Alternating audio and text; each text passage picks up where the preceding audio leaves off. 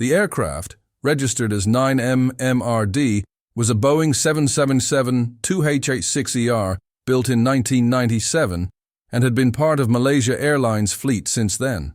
At the time of the incident, it had logged over 43,000 flight hours across more than 6,800 cycles. The plane was powered by two Rolls-Royce Trent 800 engines and was maintained in accordance with all regulatory and manufacturer requirements. Just 12 days prior to the accident, it had undergone its most recent maintenance inspection, and no significant issues had been found. There were no known technical problems before the flight departed. The crew on board were also highly experienced and fully qualified.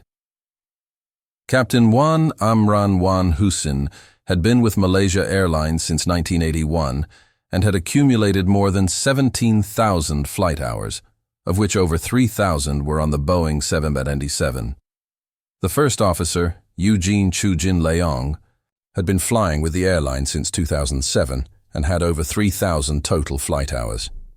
The remaining 13 crew members on board were all Malaysian nationals. In total, there were 298 people on board MH17, 283 passengers, and 15 crew. The flight took off from Amsterdam's Schiphol Airport at 12:31 p.m. local time with its transponder set to 7600, a standard code for identifying the flight. MH17 followed the L980 airway, one of several air routes that pass through Ukrainian airspace. This route was routinely used by multiple international carriers at the time and was considered safe for commercial flights flying above 32,000 feet.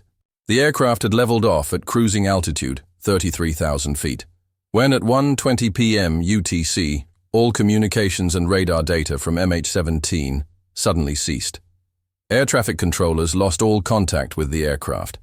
The flight had vanished from radar screens without issuing any distress signal.